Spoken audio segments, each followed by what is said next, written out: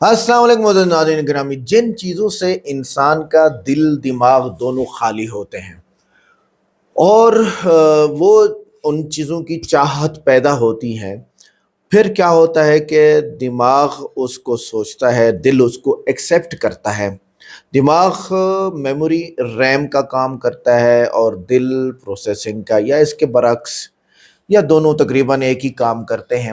بہرحال جو بھی ہو، اس خاتون کو جب اسلام کا پتہ چلا، ہندو تھی، یا آگے خود آپ کو بتائے گی میں کیا تھی، اور اس کے بعد جب قرآن اور حدیث سے دل دماغ خالی تھا، وہ ملے، مزہ آ گیا اس کو، اور پھر متاثر ہو کے مسلمان ہوئی۔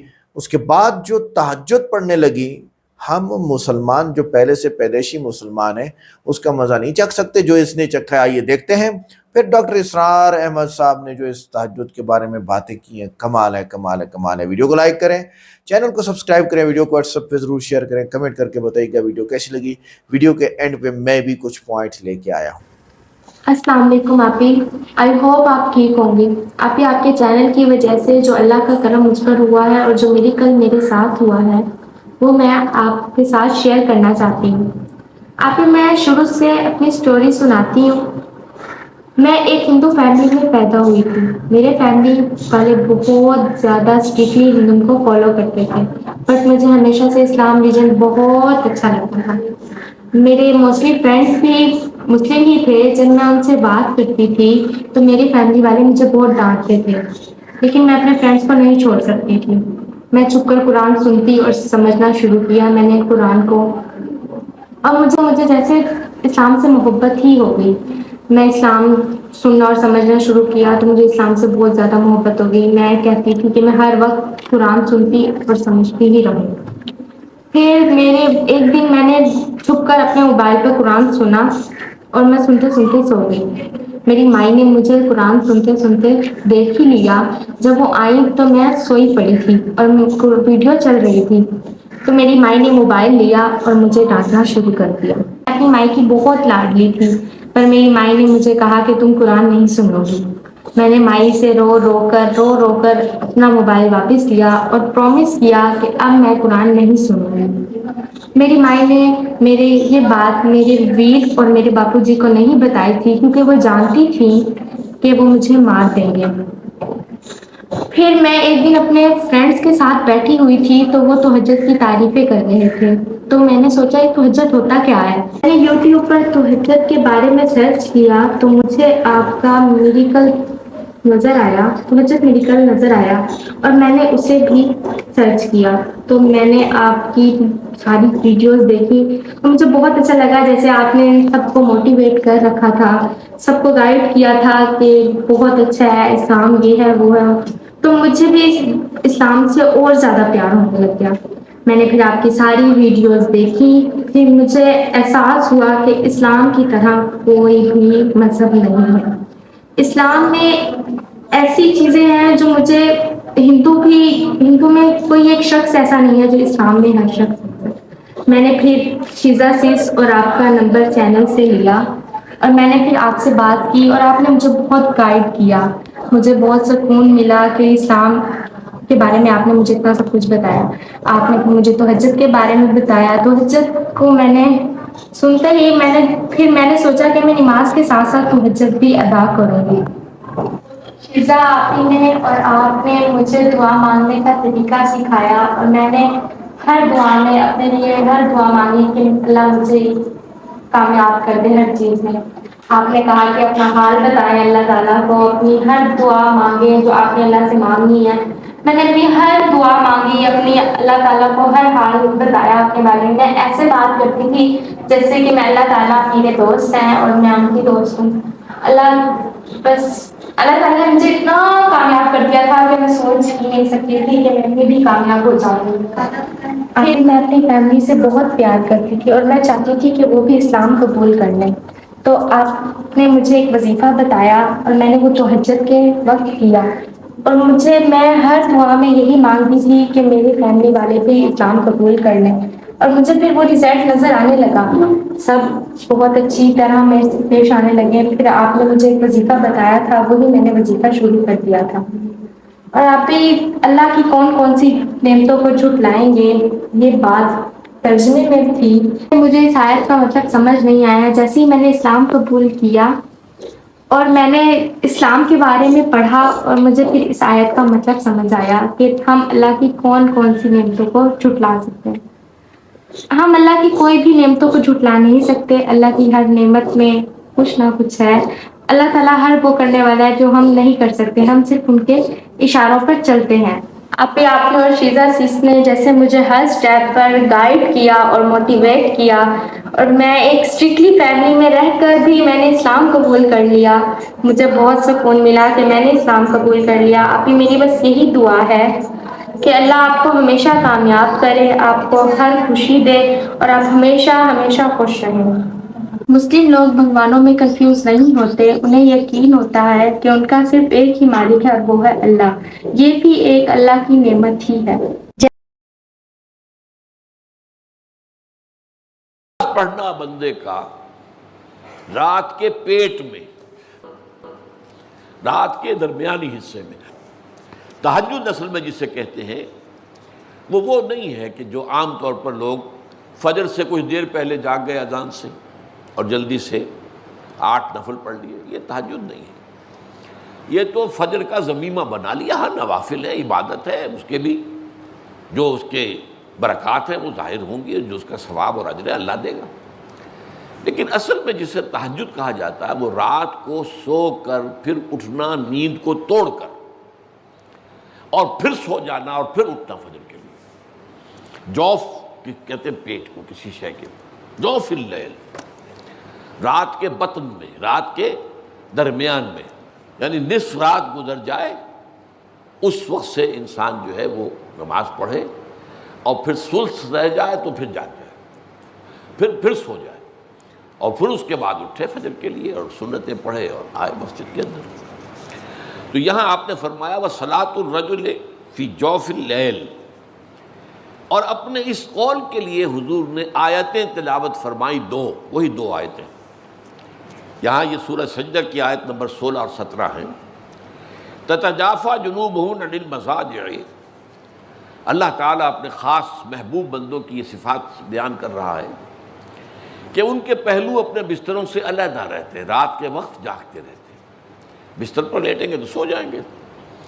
تتجافیٰ جنوبہم عن المضاجع یدعون ربہم خوفا وطمعا، وہ اس وقت اپنے رب کو پکارتے ہیں، دعائیں کرتے ہیں، خوف کے ساتھ بھی، اس کے مواخذے کا خوف، اس کے عذاب کا خوف، اس کی باز پرس کا خوف، اس کی ناراضی کا خوف، جہنم کا خوف، وطمعا، اور طمع کس کی؟ اللہ راضی ہو جائے، اللہ کے اجر و ثواب کی بھی طمع ہو، لیکن سب سے بڑی طمع کیا ہے؟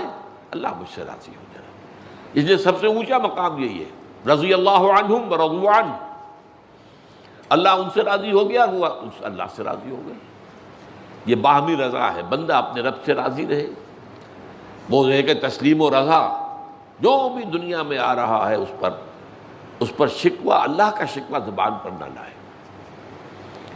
جو بھی آ رہا ہے یہ میرے رب کی طرف سے ہے، وہ میرا مولا ہے، آقا ہے، دوست ہے، میرا خیر خواہ ہے، اسے معلوم ہے کہ اس شر کے پیچھے کون سا خیر آ رہا ہے، مجھے کیا پتا، مجھے تو شر نظر آ رہا ہے، خیر تو نظر نہیں آ رہا۔ اس لیے فرمایا گیا کہ ہو سکتا ہے عسیٰ ان تکرہوا شیئا وہو خیر لکم، وعسیٰ ان تحبوا شیئا وہو شر لکم، واللہ یعلم وانتم لا تعلمون۔ ہو سکتا ہے تمہیں کوئی چیز بری لگے حالانکہ اسی میں تمہارا خیر ہو، عین ممکن ہے تمہیں کوئی چیز اچھی لگتی ہو حالانکہ اس میں تمہارے لیے شر ہے۔ اللہ جانتا ہے، تم نہیں جانتے۔ اس کیفیت کے اندر دنیا کی زندگی گزارے، اللہ تعالیٰ آخرت میں اسے راضی کر دے گا، اللہ اس سے راضی ہو جائے گا۔